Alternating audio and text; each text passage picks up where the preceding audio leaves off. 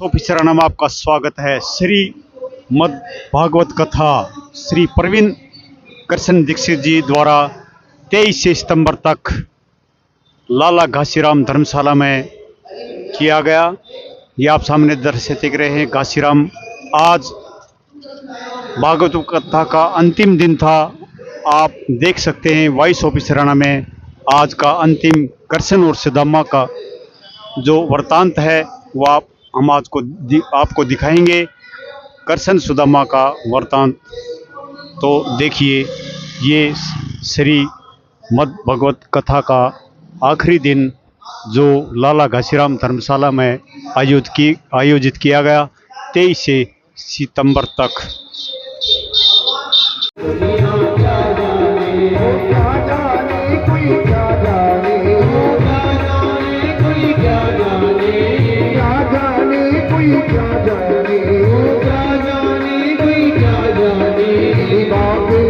मेरी बात बिहारी सुखी दुनिया क्या जाने, मेरी बातें बिहारी सुखी दुनिया क्या जाने, मेरी बातें बिहारी सुखी दुनिया क्या जाने, मेरी रंग सुखी दुनिया क्या जाने, क्या जाने कोई क्या जाने, कोई क्या जाने, क्या जाने कोई क्या जाने, क्या जाने कोई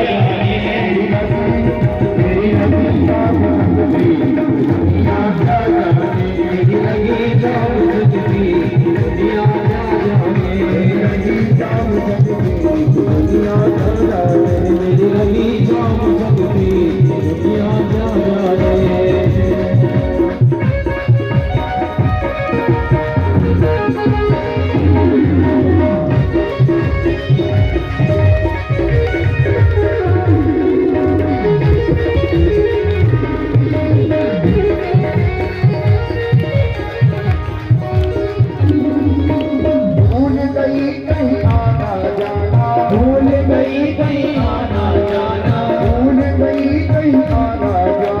देखो भैया, वास्तव में जिसको बिहारी जी से प्रेम हो जाता है ना, वो संसार का घूम मलेशिया जाना भूल जाता है, वो सिंगापुर जाना भूल जाता है, वो वृंदावन जाता है, और जो क्लबों में जाकर के नाचता था वो आज राधा राधा गाता है।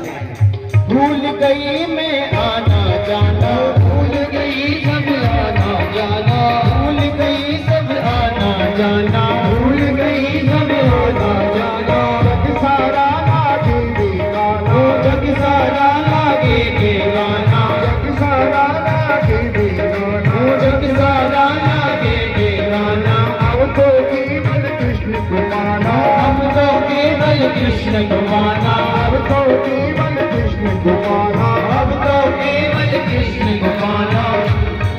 मेरी छोड़ी लड़की भी दुनिया क्या जाने, मेरी छोड़ी लड़की भी दुनिया क्या जाने, मेरी छोड़ी लड़की भी दुनिया क्या जाने, मेरी छोड़ी लड़की भी दुनिया क्या जाने, अरे कोई क्या जाने, क्या जाने कोई क्या जाने, क्या जाने कोई क्या जाने, क्या जाने कोई क्या जाने। मुझे मिल गया मटका भी दुनिया क्या जाने, मुझे मिल गया मटका भी दुनिया क्या जाने, मेरी बातें बिहारी भी दुनिया क्या जाने, मेरी लगे क्या दुनिया क्या जाने, मेरी लगी जाम लगी दुनिया क्या जाने, लगी जाम दुनिया क्या जाने।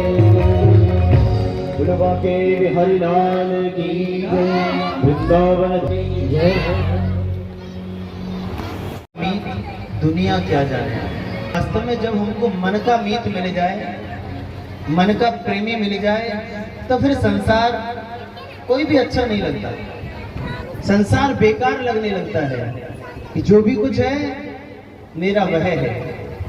जिससे हमें प्रेम हो जाए, चाहे हमें संसार से हो जाए या भगवान से हो जाए, संसार में जिससे प्रेम हो जाए वो भी हमको ऐसा लगने लगता है कि जो भी कुछ है मेरे जीवन का धन यही है। और यदि भगवान से हो जाए तो भक्तों को ये लगता है कि संसार तो बेकार है, जो भी कुछ है हमारा ये ठाकुर है, हमारे राधा रमण जी हैं, हमारे राधा वल्लभ जी हैं, हमारी किशोरी राधा रानी है, बाकी तो संसार सब बेकार है। हमारा संबंध केवल भगवान से जुड़ जाए। ऐसे गाते गाते उस केवट के साथ सुदामा जी ने अपनी यात्रा को पूरा किया, नदी को पार कर लिया। उसके उपरांत उतर करके केवट से हाथ जोड़ करके जय श्री कृष्ण बोल करके, राधे राधे बोल करके प्रणाम किया और अपनी यात्रा को आगे बढ़ाते हैं। काफी दिन हो गए केवट इस सुदामा को चलते चलते। रास्ते में चलने से थकान भी बहुत हुई और पैरों की बेवाइयां फटने लगी, पैरों से रक्त बहने लगा, शरीर में अब शक्ति नहीं रही। जंगल में एक पेड़ के नीचे बैठ करके सुदामा जी अपने मन में विचार करने लगे कि अब मुझे नहीं लगता कि मैं द्वारिका जा पाऊंगा, क्योंकि भूख लगती है न प्यास लगती है, भूख लगती है न प्यास लगती है, जिंदगी अब उदास लगती है, कैसे आऊं द्वारिका तेरी, आस भी अब निराश लगती है, आस भी अब निराश लगती है, क्योंकि अब नहीं लगता कि इस शरीर से मैं पहुंच पाऊंगा। सुदामा जी को कोई व्यक्ति मिला, उससे पूछा, अरे भैया ये बताओ मुझे द्वारिका जाना है, मैं कितने समय में पहुंच जाऊंगा? बोले बाबा वैसे तो द्वारिका कोई बहुत ज्यादा दूर नहीं है,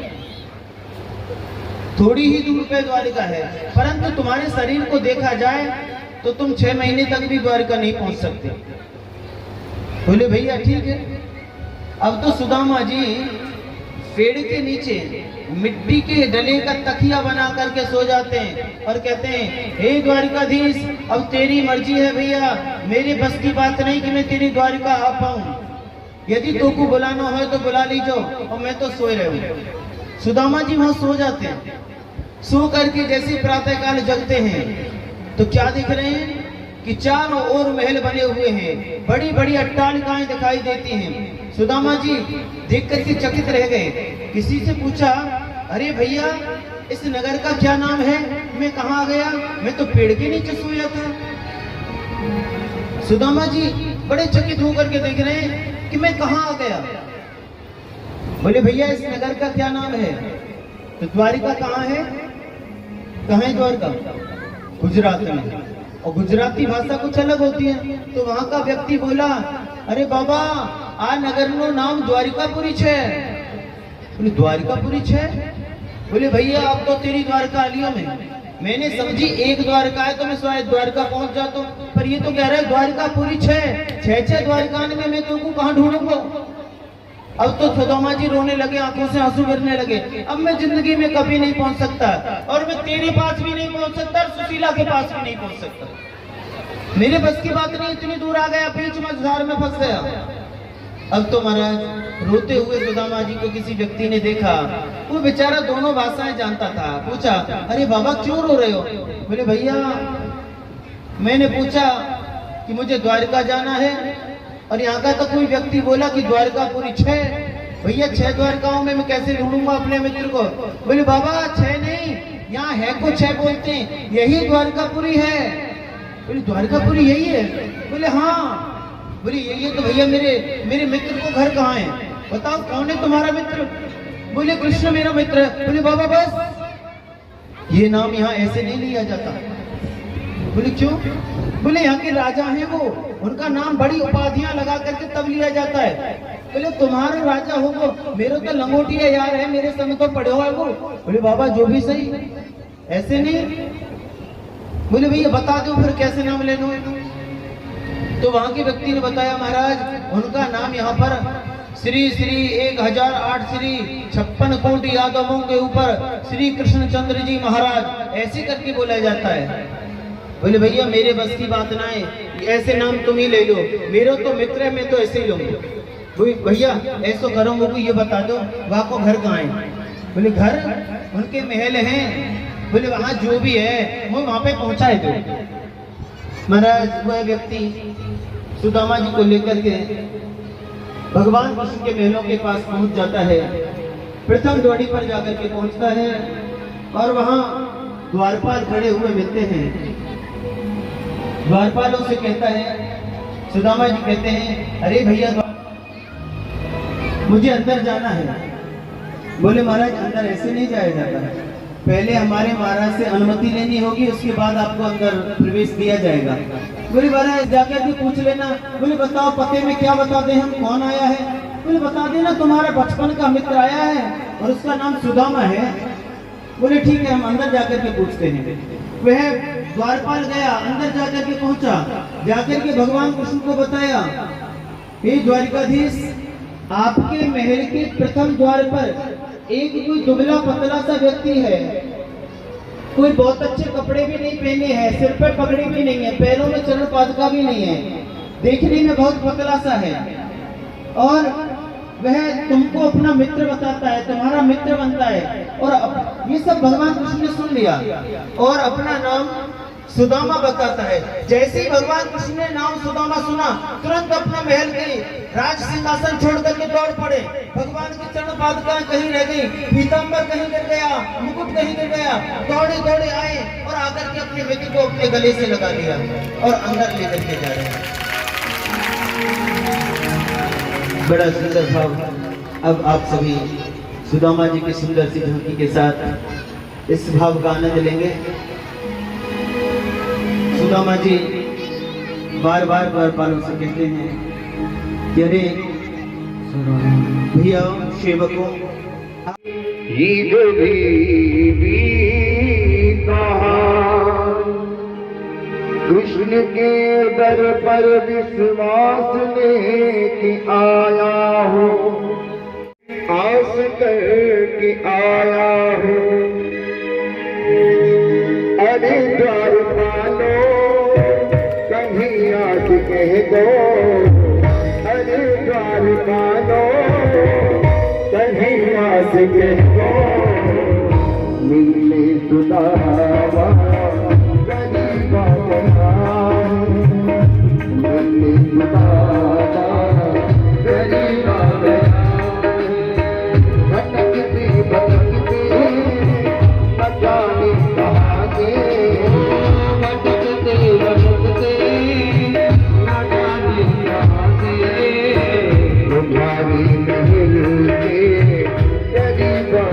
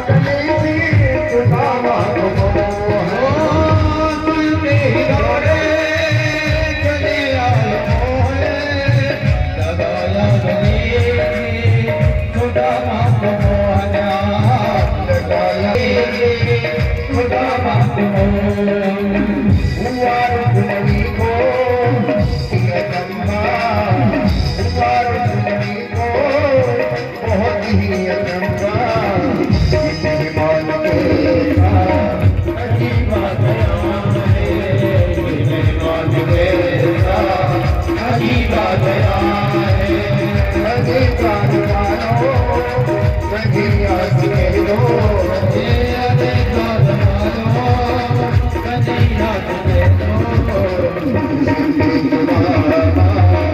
अजीब गया है, अजीब गया है,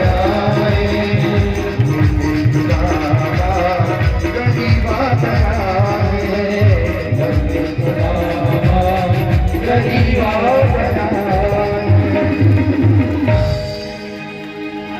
भगवान द्वारकाधीश महल के अंदर लेकर के आते हैं। जिस सिंहासन हाल विवाही नसो पग कंटक जाल लगे पुन जोए, हाय महादुख पायो सब आए इतने न कितने दिन खोए। महाराज स्थिति देखी और अपने मित्र से कहा, भैया अरे सुदामा तेरी ऐसी स्थिति बन गई और तू अब तक अपने मित्र के पास नहीं आयो, तू पहले ही क्यों? महाराज अपनी पत्नियों को आदेश देते हैं भगवान कृष्ण कि अरे मित्रवृंदा, नागनिधि, लक्ष्मणा, रुक्मणी आइए और आकर के मेरे मित्र के चरणों को धोइए, गंगा जल लेकर के आइए। ये सभी पत्नियां आती हैं। यहाँ हमारे कथा के मुख्य यजमान जो सेवा दे रहे हैं राजू जी, श्रवण जी। ये दृश्य है घासीराम भागवत कथा का आयोजन।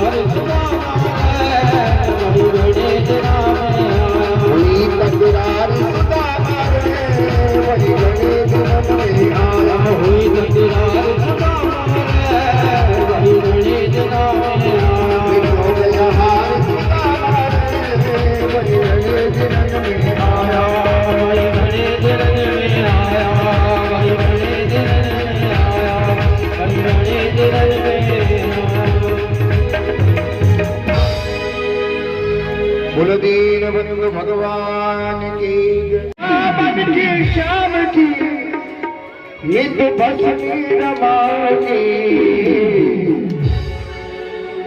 मेरी शाम सलोनी सावरिया मेरी शाम सलोनी सावरिया मेरी शाम सलोनी सावरिया मेरी शाम सलोनी सावरिया तेरी जोगन बन जाओ, जोगनिया बन के हो जोगनिया, जोगनिया बन के शाम की मित बसरी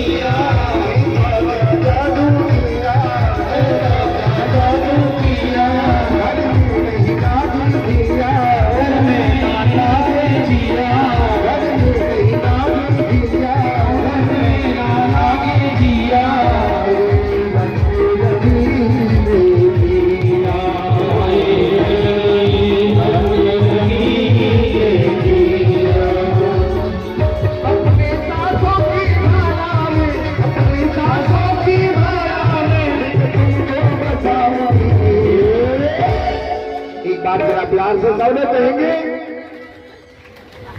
अपने साथों की माला में नित तुमको बसाऊंगी, मेरी शाम चलो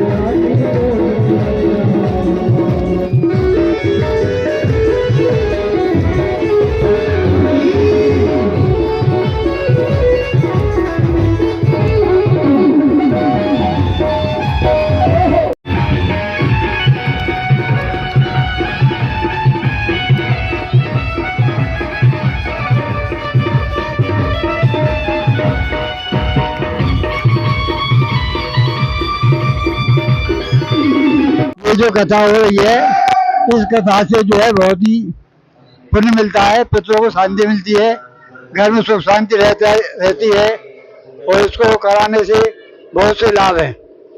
भगवान का नाम जितना लिया जाए उतना ही कम है। और जो है यहाँ से आगे भगवान चाहे ये आप सुनते रहें, कथा सुनते रहें और आपकी पूरी मनोकामना पूरी होगी। मेरा अपना नाम पंडित जी ओम हरि दीक्षित, इसराना धर्मशाला।